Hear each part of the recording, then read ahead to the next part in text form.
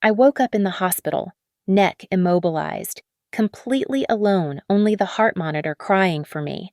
I thought I'd lost everything: my career, my phone, my savings, and my family. But as the evidence surfaced piece by piece, I decided to face them in the one place where no one could lie: the courtroom.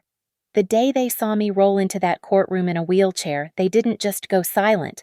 They collapsed. My name is Ava Montgomery, and I learned early that being the middle child meant being invisible unless you were failing at something. Then suddenly everyone had 20/20 vision, growing up in Riverton, Pennsylvania, in a cramped row house where the walls were thin enough to hear every disappointed sigh. I occupied that special purgatory reserved for the child who was neither the pioneering firstborn nor the coddled baby. My sister Sabrina, 5 years older, was the family's golden child, a painter who'd once had a piece displayed at a local coffee shop, which my parents treated like it was hanging in the Met. Connor, 4 years younger, was the baby who could do no wrong, even when he dropped out of community college twice. And me, I was the one who spent every evening after school at the cracked public basketball court 3 blocks away, shooting hoops until the streetlights flickered on and my fingers went numb from the cold. "Basketball isn't a career for girls," my father Martin would say over dinner, not even looking up from his plate. "Sabrina's art. Now that's something that lasts. That's culture." My mother Elaine would nod along, adding her own twist: "You're just going to injure yourself, and then what no husband wants a wife with bad knees." They'd forget to tell me about parent-teacher conferences, then blame me for the school calling home. They'd promise to come to my games, then show up to pick up Connor from his friend's house instead, always with some excuse about traffic or timing. When Sabrina needed $300 for art supplies, they'd find it. When I needed $40 for basketball camp, suddenly money was tight. The court became my real home. Rain or shine, I was there. Old Mr. Rodriguez, who ran the corner store, started letting me work evening shifts when I turned 15, knowing I needed the money for gear my parents wouldn't buy. He'd close at 9 p.m. sharp, then walk me to the court and watch me practice for another hour before insisting I head home. "You got something special, kid," he'd say. "Don't let nobody tell you different." The real change came junior year when Maya Torres walked onto that court.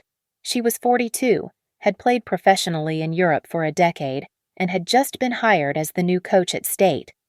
She'd been scouting public courts, looking for raw talent the prep schools missed. "Your form's all wrong," were her first words to me. "But your hunger. That's right. That's everything." Maya didn't just coach basketball. She taught me to expect more from life. She'd make me run drills until I threw up, then sit with me on the bleachers talking about visualization, about goal setting, about never accepting less than what you've earned. She became the mother I needed, the one who showed up. My parents noticed me exactly twice during high school: when I missed Sabrina's art show for a tournament, selfish, and when I got the full scholarship to State, suspicious. What did I do to get it? Even when the local paper ran a feature about me, Riverton's rising star, they managed to make it about them, telling the reporter how they'd always supported my dreams, while simultaneously asking if the photographer could take some shots of Sabrina's latest painting. The night before I left for college, my mother knocked on my door. For a moment, I thought maybe, finally, she'd say she was proud. Instead, "Don't embarrass us up there.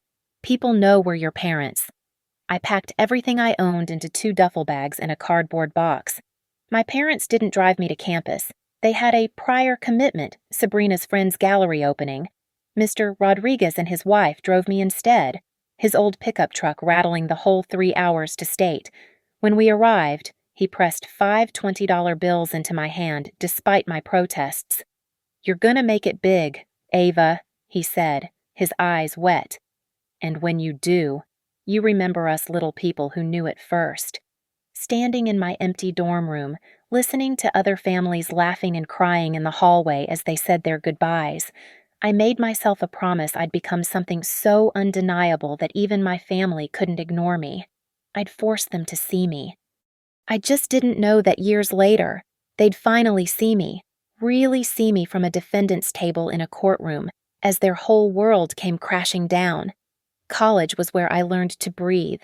For the first time in my life, my accomplishments weren't immediately diminished or ignored.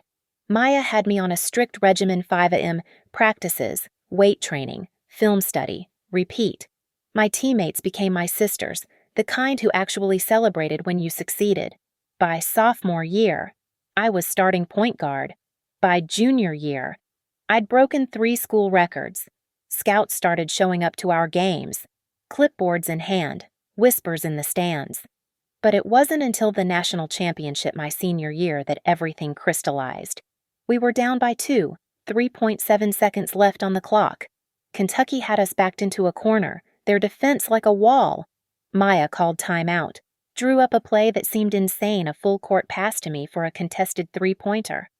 "You were born for this moment," she said, gripping my shoulders. The buzzer beater that won us the championship made every highlight reel in the country. That's also the night I met Ethan Caldwell. He was standing outside the locker room with a small group of agents and lawyers, fresh out of law school and working for a sports management firm. While everyone else was pushing business cards at me, he just smiled and said, "That shot was pure poetry. Congratulations." Then he walked away. No pitch, no pressure. I had to chase him down in the parking lot. "Aren't you supposed to be trying to sign me or something?" I asked. "I don't chase people," he said. "But if you want someone who'll actually read every line of every contract and fight for every dollar you deserve, here's my card." Ethan came from the kind of family I'd only seen in movies, parents who attended every achievement, siblings who genuinely liked each other, Sunday dinners that weren't battlegrounds. When I tried to explain my family dynamics to him, he'd get this confused look, like I was describing life on another planet. "But you're incredible," he'd say. "How can they not see that the Great Lakes Comets made their offer 2 weeks after graduation?" It was a new team, part of the league's expansion, based in Lakeport, Michigan. Their owner, Harold Tate, had built his fortune in tech and wanted to create something special. Ethan spent 72 hours straight negotiating, running on coffee and determination. 3 years, 2.4 million base, plus bonuses for performance metrics. He told me at 4A. Voice hoarse. Full medical, housing allowance, and a clause that protects your salary if you're injured during team activities. "Take it," Maya said when I called her. "Tate's good people, and Ethan's got your back." The signing ceremony was surreal. Harold Tate himself showed up, all 6 feet 4 inches of him, silver-haired and commanding. "We're not just building a team," he said, shaking my hand. "We're building a legacy, and you're the cornerstone."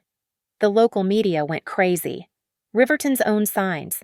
"Historic deal" ran on the front page. My high school hung a banner. Mr. Rodriguez framed the newspaper article and hung it behind his register. My family, Sabrina, texted, "Must be nice to play games for a living." Connor didn't respond at all. My mother called once, asking if I could get them free tickets to games, then hung up when I said I'd have to check. But I was flying too high to let them bring me down. Ethan and I were getting serious, talking about the future. I'd found a beautiful house in Lakeport with huge windows overlooking the water, imagining holiday dinners where my family would finally see what I'd built, finally be proud. "You sure you want to invite them?" Ethan asked one night as I scrolled through house listings on my laptop. "Every story you've told me about them?" "They're still my family," I said. "Maybe when they see all this, really see it, things will be different." He kissed my forehead.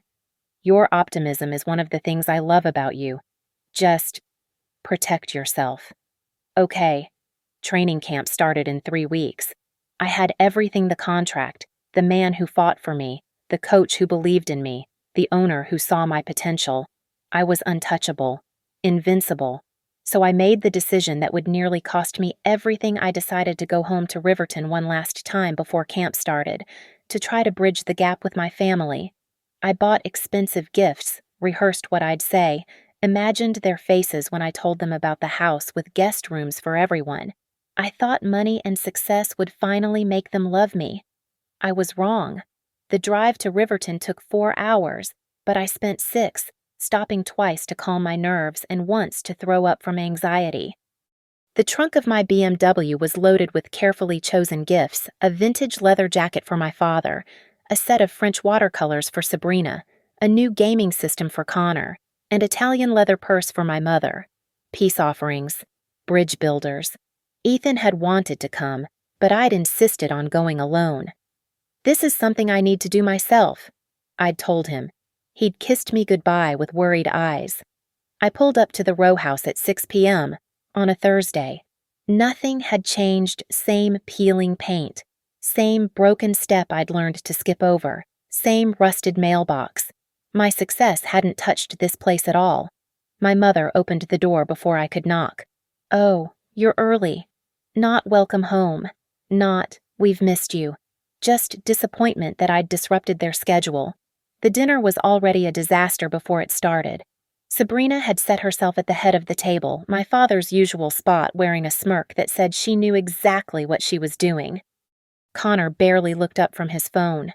My parents sat like bookends, radiating the same cold energy I'd grown up with. "So," Sabrina started before I'd even finished my first bite, "the basketball thing is still happening." "The basketball thing just signed a multi-million-dollar contract," I said, trying to keep my voice light. "Money isn't everything," my mother interjected. "Sabrina just sold a piece to a collector in Philadelphia. Real art. Something that will last." $500, Sabrina added, preening. "And he wants to commission more." I wanted to scream that I made that in less than a day now, but I bit my tongue. Instead, I started pulling out the gifts, hoping to shift the mood. The leather jacket was too flashy. The watercolors were not Sabrina's brand. The gaming system was met with Connor's eye roll. "I already have the new version." The purse got a suspicious look from my mother. "This must have cost a fortune." "Why are you wasting money?" That's when I made my fatal mistake. "Actually, I wanted to talk to you all about something," I said, pulling out my phone to show them the house listing. "I'm buying a place in Lakeport. It's huge, 5 bedrooms, right on the water. I was thinking you could all come visit whenever you want. Maybe spend holidays there. The guest rooms are bigger than this entire floor." The silence was deafening. Then Sabrina laughed, ugly and sharp. "Oh my God, you're trying to buy us. You're literally trying to buy our love with your little sports money." "That's not, I just wanted, what, to rub it in our faces." My father's voice was rising. "To show us how much better you are." "I never said that." "You didn't have to," my mother snapped. "Coming here with your expensive car and designer clothes, throwing gifts at us like we're charity cases." "You are charity cases." The words exploded out of me. "You've been struggling my whole life, and now I can help. But you're too proud and bitter to accept it." Connor actually looked up from his phone. Sabrina stood so fast her chair fell backward. "You think you're so special," she hissed. "You think because some team is stupid enough to pay you to throw a ball around, you're better than us. I think I worked for everything I have while you all sat here wallowing in your own mediocrity." The slap came from my mother, hard enough to snap my head sideways, shocking enough to make me stumble backward toward the stairs. "You ungrateful bitch," she said, voice like ice. "We gave you everything." "You gave me nothing," I screamed back. "I raised myself. I funded myself. I succeeded, despite you." That's when Sabrina charged at me. I was standing at the landing of the stairs, my back to them, trying to grab my purse and leave. She hit me with both hands, full force, square between my shoulder blades. The world tilted. I remember the sensation of flying, then my wrist snapping as I tried to catch myself, my head cracking against the third step, my body tumbling like a rag doll. The last thing I heard before the darkness was my mother's voice, cold and clear. She deserved that. Then Sabrina, "Get her wallet. The pin's probably her birthday. It always is with narcissists." My father, "Should we call an ambulance?" "In a minute." My mother said, "Let's make sure we have everything first. She owes us anyway, for all those years of embarrassment." The darkness swallowed me whole, and I welcomed it. Anything was better than hearing my family step over my broken body to rob me. The first thing I noticed was the beeping, steady, rhythmic, like a metronome keeping time to my pain. The second was that I couldn't move my head. Panic flooded through me as I tried to turn, only to find my neck locked in a hard collar. The fluorescent lights above me were too bright, stabbing into my brain like needles. Easy, honey, easy. A warm hand touched my arm. A nurse with kind brown eyes and silver streaks in her hair leaned into my vision. Her badge read, Isabel. Where? My voice came out as a croak. St. Brigid Medical Center. You've been unconscious for 3 days. Don't try to move. You have a cervical spine injury and a severe concussion. 3 days. The memories crashed back the push, the fall, my mother's cold voice. My family, are they? Isabel's expression shifted, something dark crossing her features. They came by the first day. Spent about 10 minutes here. 10 minutes. She hesitated, then seemed to make a decision. Honey, I've been a nurse for 20 years. I've seen families camp out for weeks, sleeping in chairs, refusing to leave. Your folks, they asked about your belongings, your phone, wallet, keys, said they needed them for safekeeping. Didn't ask about your condition once. The beeping on the monitor sped up. She squeezed my hand. There's more. Your emergency contact, Ethan Caldwell. He's been here every day. Had to fight security to get in because your family told us he wasn't allowed. Lucky for you. He brought legal papers proving he's your healthcare proxy. Ethan's here. In the waiting room. Been there since 6 a.m. That boy's barely left except to shower. Your coach, too. Maya. She flew in from Texas. Tears ran down my temples, pooling in my ears. The people who chose to love me were here. The people who were supposed to love me had robbed me and left. Can you get them? Please. The reunion was ugly crying and careful hugs. Ethan's face was gray with exhaustion, stubble covering his jaw. Maya looked ready to commit murder. The doctors say you're lucky, Ethan said, holding my hand like I might disappear. The spinal injury is incomplete. With surgery and therapy, you might. Tell me the truth. Maya took my other hand. Basketball's over, baby. I'm sorry. I'd known it the moment I woke up, felt the wrongness in my body, but hearing it out loud was like another fall down those stairs. There's more, Ethan said, pulling out his phone. I've been monitoring your accounts. Someone's been making withdrawals, large ones, cash advances on your credit cards too. My family. I figured. I've already contacted the bank, frozen everything I could, but Ava, they got about $40,000 before I could stop it. $40,000. My signing bonus money. Money I'd earned through blood and sweat while they sat at home dismissing my dreams. I want them arrested. We need evidence, Ethan said, shifting into lawyer mode. The withdrawals happened while you were unconscious, but my phone, I said suddenly. I had my phone recording. They both stared at me. I started recording audio when dinner went bad. Thought maybe I'd need proof of what they said to me, for my own sanity later. It was in my pocket when I fell. Ethan was already moving.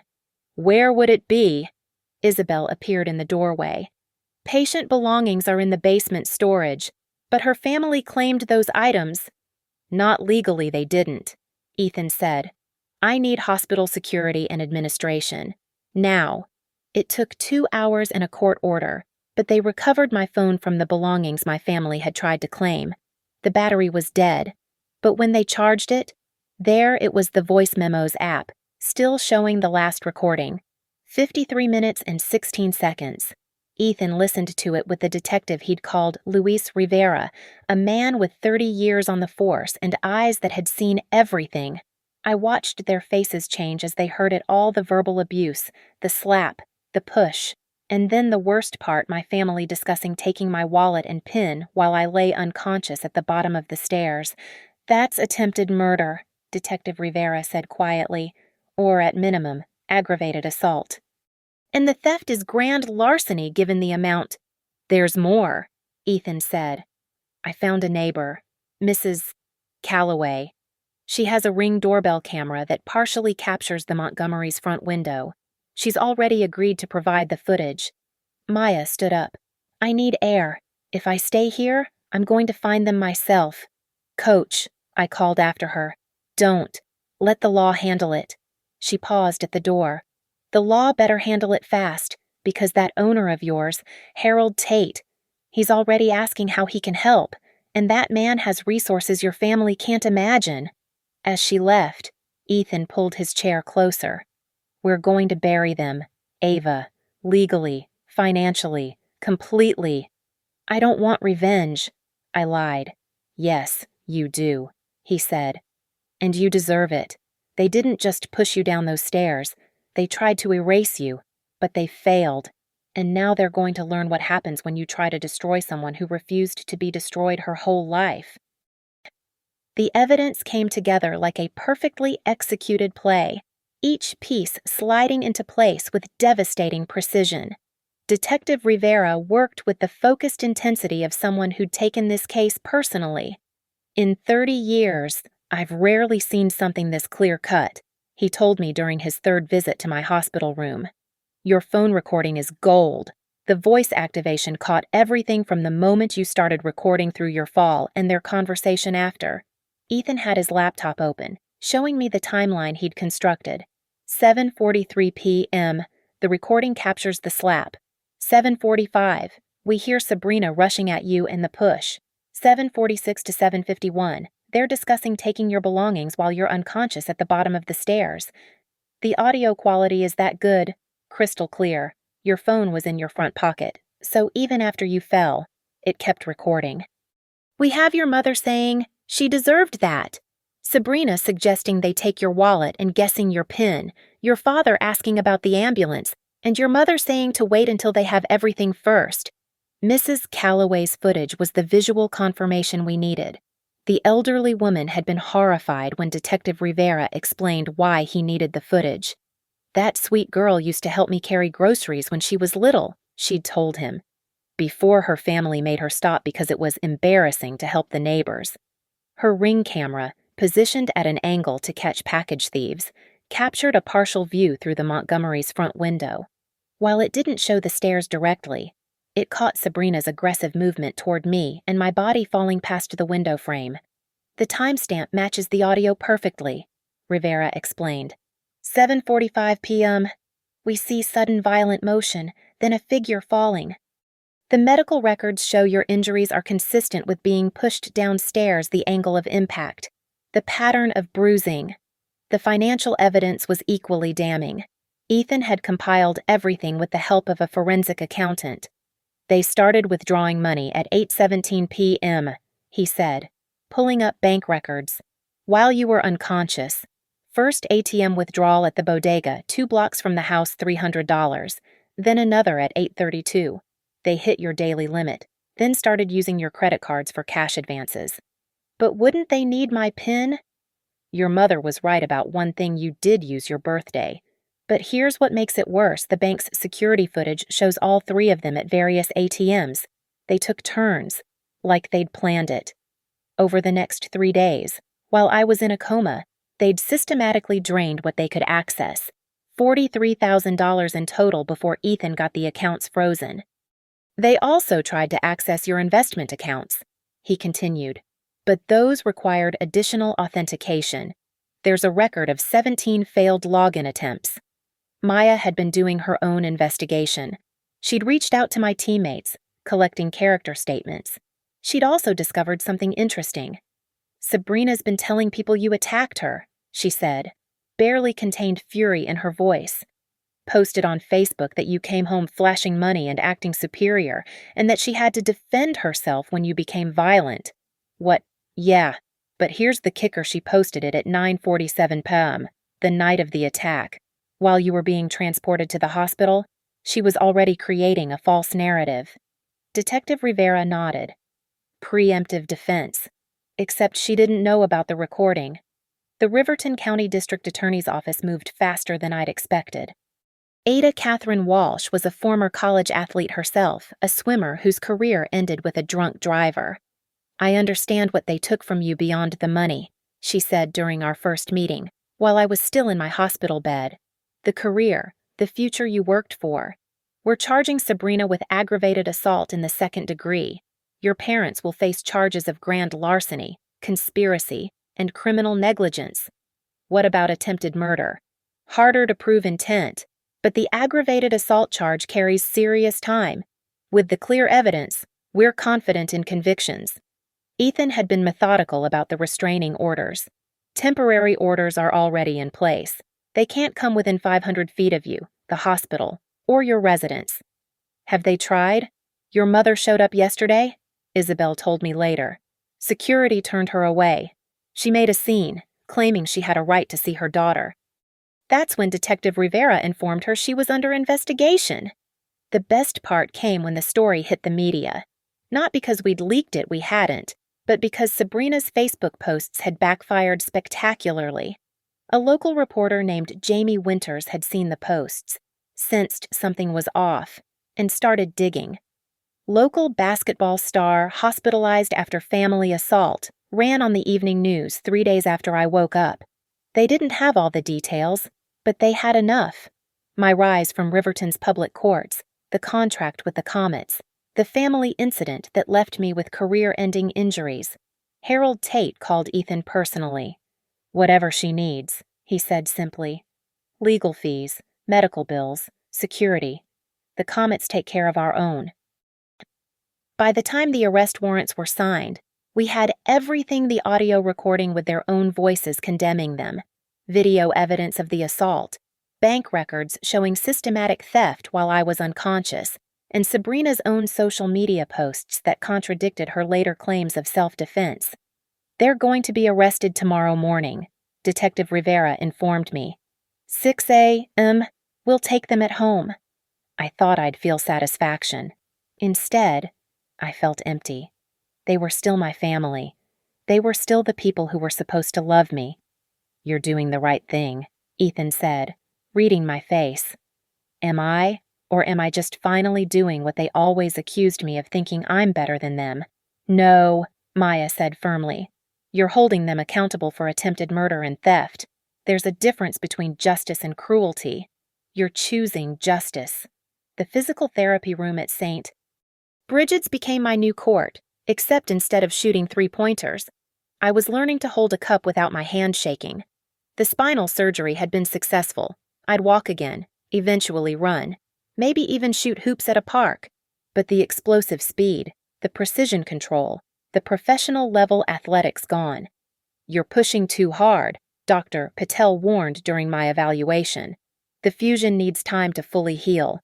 Another fall could paralyze you." I was in the parallel bars, sweat dripping down my face from the effort of taking 10 steps. My legs felt like they belonged to someone else, disconnected and clumsy. The athlete who'd made that championship-winning shot was a ghost. "They're being arraigned today," Ethan said quietly from the doorway.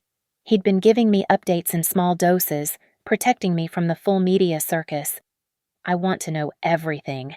He pulled out his phone, showing me a news article. The headline read, "Montgomery family arrested in assault of basketball star daughter." Below was a photo that made my stomach turn. My parents being led out of their house in handcuffs at 6:15, neighbors watching from their windows. Sabrina had apparently tried to run out the back door and been caught in Mrs. Calloway's yard. "She claimed you were lying," Ethan said, until they played her the recording in the interrogation room. Then she asked for a lawyer. 2 days later, they tried to violate the restraining order. I was doing my afternoon PT session when Isabel burst in. "Security's holding your family in the lobby. They're demanding to see you." My body went rigid, the old fear flooding back. The physical therapist steadied me as my legs nearly gave out. "Call Detective Rivera," Ethan said, already pulling out his phone. "I'll handle this." But I could hear them from my room, my mother's shrill voice echoing down the hallway. "She's my daughter." "I have rights. This is all a misunderstanding." "Ma'am, there's a restraining order," security was saying. That ungrateful brat is trying to destroy our family. After everything we did for her, Detective Rivera arrived within 15 minutes, 2 uniformed officers with him. I watched from my doorway, supported by a walker, as he approached my parents and Sabrina. "You're violating a court order," he said calmly. "You have 30 seconds to leave voluntarily, or you'll be arrested for criminal contempt." My father's face was purple with rage. "This is insane! She fell. It was an accident. 20 seconds. Sabrina locked eyes with me across the lobby. The hatred there was pure and undiluted. "You always thought you were special," she called out. "Now look at you, can't even walk without help." 10 seconds. My mother started crying the manipulative tears I'd seen my whole life. "Ava, please, we're your family." "Time's up," Rivera said. "Hands behind your backs." The second arrest made bigger news than the first. Basketball star's family arrested again, after hospital confrontation. The video someone took on their phone went viral. My mother's tears, Sabrina's venom, my father's rage, all captured in vertical video with 2 million views by nightfall. Harold Tate called again that evening. "Ava," his deep voice was gentle, "I want you to know something. Your contract with the Comets stands. When you're healed, we have a position for you in player development. You'll coach our junior league, scout talent, help build the next generation. The salary remains the same." I couldn't speak through the tears. "You're family to us," he continued. "Real family, the kind you choose." The preliminary hearing was set for the following week. Ada Walsh was confident. "With the evidence we have, their lawyers are already discussing plea deals," she told me. "But I want to take this to trial. What they did to you, the premeditation evident in the recording, the financial crimes while you were unconscious, it needs to be fully exposed. Will I have to testify? Not at the preliminary hearing, but if we go to trial, yes. Can you do that?" I thought about all the times I'd faced down opponents twice my size, played through injuries, pushed past exhaustion. I've done harder things. The media attention intensified. Reporters called the hospital constantly. Someone leaked my medical records, revealing the full extent of my injuries. The public turned on my family with a vengeance. Their social media accounts were flooded with hate before they were finally deleted. Sabrina's art website was taken down after receiving hundreds of 1-star reviews. Connor finally reached out through Ethan a single text. "I wasn't there. I didn't know. I'm sorry. Too little. Too late." Physical therapy continued. Each day, tiny victories. Standing for 5 minutes without the walker. Taking 20 steps instead of 10. My body was rebuilding itself. Slower than I wanted, but faster than doctors expected. "Athletes always heal better," Dr. Patel said. "You have muscle memory, discipline, and pure stubbornness." Maya flew back to Texas but called every day. My teammates sent videos of encouragement. Mr. Rodriguez from the corner store sent a card with $100 in it and a note, "For the fighter who never quit." The night before the preliminary hearing, I couldn't sleep. Ethan sat with me, holding my hand. "Tomorrow, they'll see what they did to me," I said. "Tomorrow, everyone will see what they did to you," he corrected, "and they'll finally face consequences." I thought about my family sitting in jail cells, awaiting transport to court. Did they regret it, or did they only regret getting caught? I want to be there. I decided. In the courtroom, I want them to see me. "You can barely walk. I'll use the wheelchair." I want them to look at what they did. I want the judge to see who they tried to destroy. Ethan squeezed my hand. "Then we'll make it happen." The war room was Ethan's conference room at his firm, transformed into command central for the trial. Ada Walsh sat at the head of the table, surrounded by boxes of evidence, each meticulously labeled. The audio recording had been enhanced by a forensic specialist, every word now crystal clear. The video from Mrs. Calloway's Ring camera had been analyzed frame by frame. "We'll play the audio at the moment of maximum impact," Walsh explained, arranging photos on the table. "First, we establish who Ava was, the athlete, the achievement against all odds. Then we show who she is now: the wheelchair, the medical records, the ended career. Only then do we play what they said while she lay broken at the bottom of those stairs. Isabel had agreed to testify about my family's behavior at the hospital. 10 minutes, she'd told Walsh. They spent 10 minutes there, and not once did they ask if she'd survive. They just wanted her belongings. Dr. Patel would provide medical testimony. The degree of force required to cause my injuries, the permanent damage to my spine, the mathematical certainty that my professional athletic career was over. Mrs. Calloway, 81 years old with a voice that could cut glass, was our surprise witness. "I've lived across from that family for 40 years, she'd said during her deposition.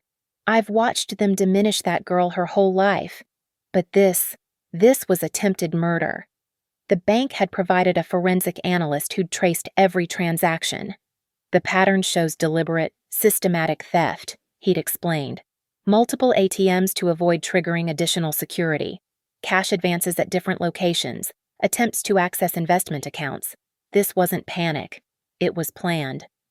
"Your family hired Marcus Brennan," Ethan told me, naming a defense attorney known for taking impossible cases. "He's going to try to paint you as the aggressor, claim the recording was edited, suggest the fall was accidental." "How can he claim that with all the evidence?" "He can't, but he'll try to create reasonable doubt, maybe get reduced charges. That's why your presence matters. The jury needs to see what they did to you." I practiced getting in and out of the wheelchair without wincing. The pain was constant, a grinding presence in my spine and hips, but I refused to take pain medication before court. I needed to be sharp. Maya flew back in the night before the trial. "You don't have to be strong," she said, holding my hand. "You just have to be present. Let the evidence be strong for you."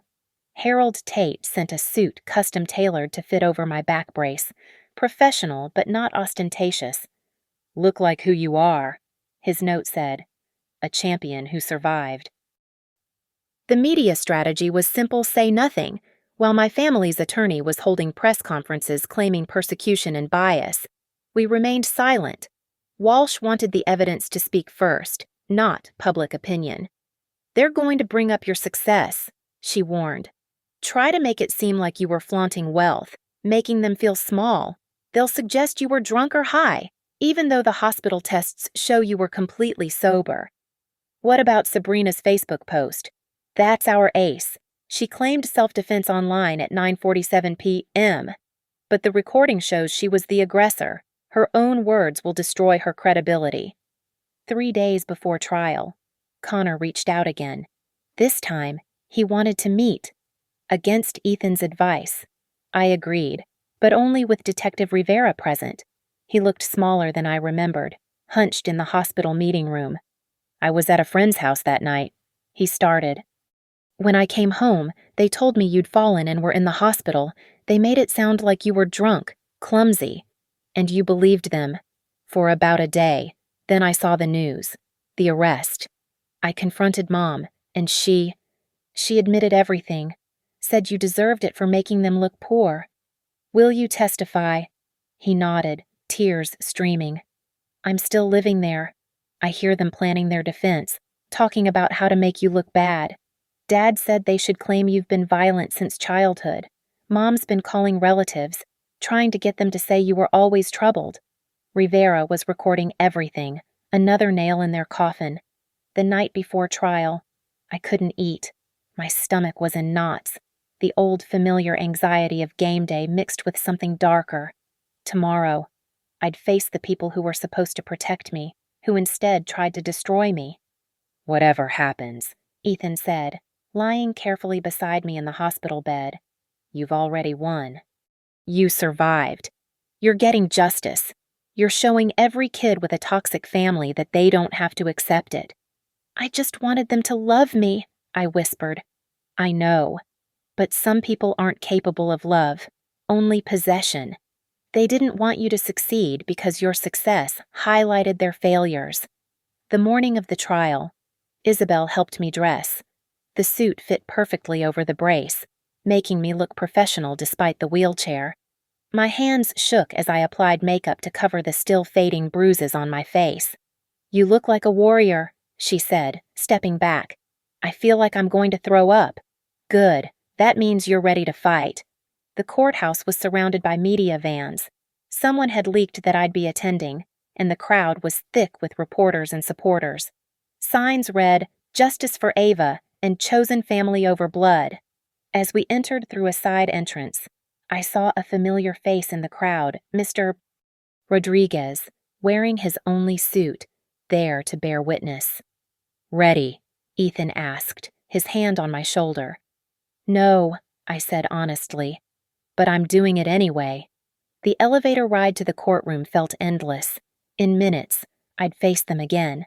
Not as the scared child begging for approval, not as the hopeful daughter bringing gifts, but as the survivor demanding justice. The doors opened. The bailiff announced court was in session.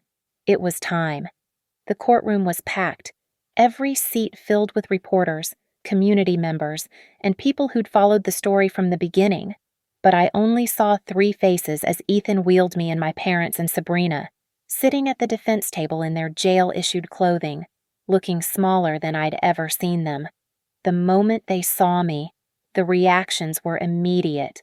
My mother's face went white. My father's mouth fell open. But it was Sabrina who broke first, a sharp intake of breath, her hands starting to shake. I held my head high despite the soft neck brace, my back straight despite the grinding pain.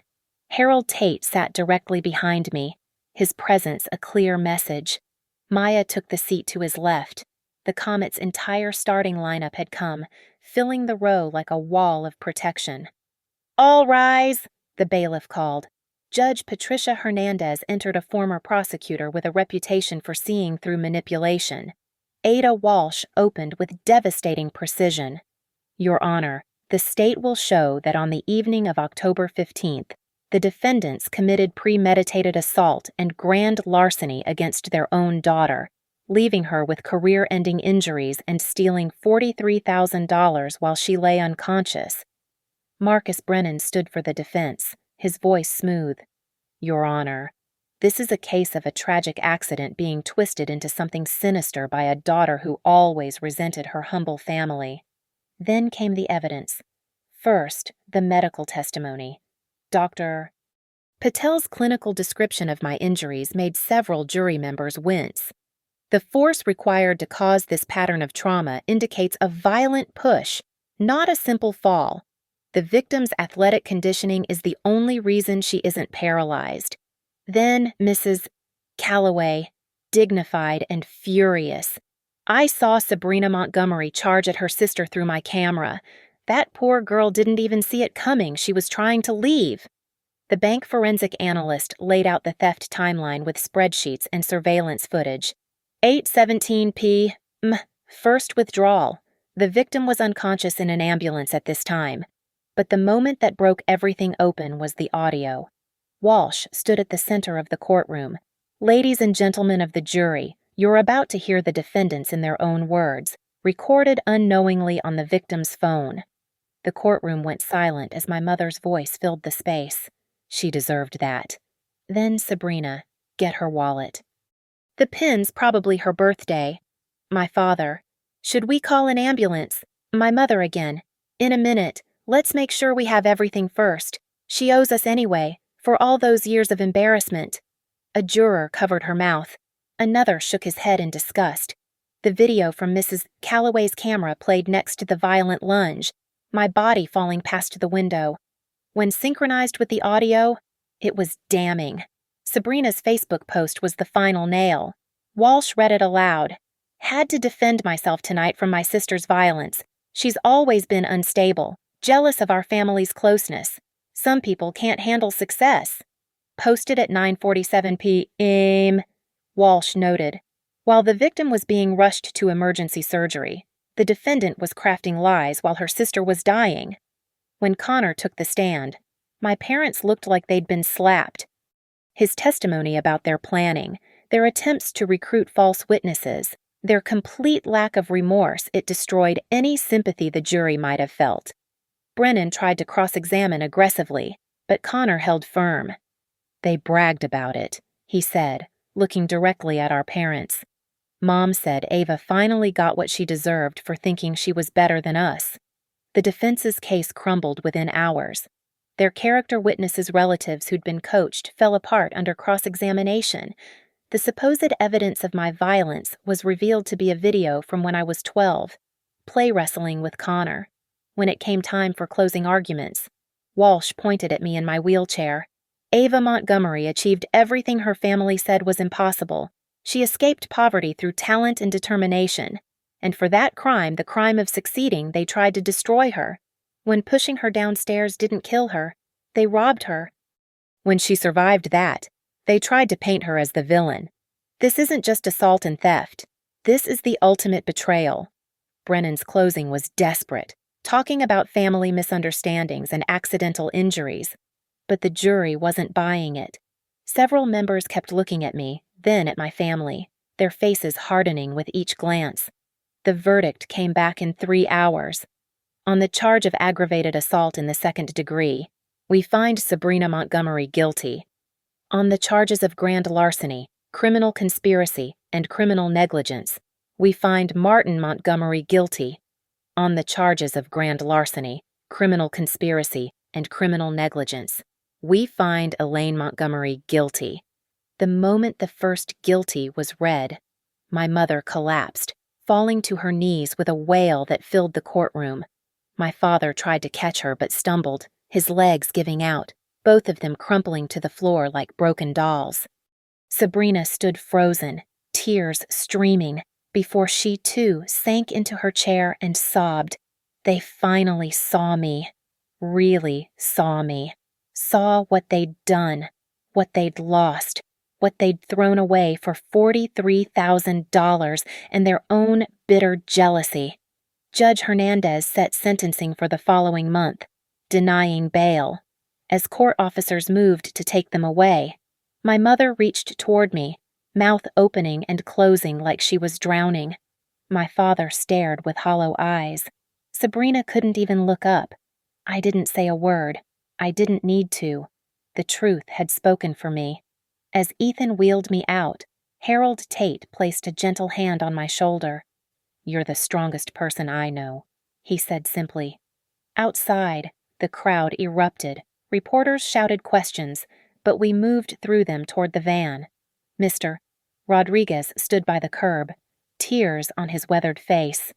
"You did it, kid," he said. "You won." "No," I said, looking back at the courthouse where my family would leave in chains. "I survived." The cameras flashed like strobe lights, capturing the moment me in my wheelchair, surrounded by the family I'd chosen, while the family I was born into disappeared into prison vans. Justice isn't always victory. Sometimes it's just truth, finally told. Thank you for listening to my story. I'd love to know where you're listening from. Drop a comment and let's connect.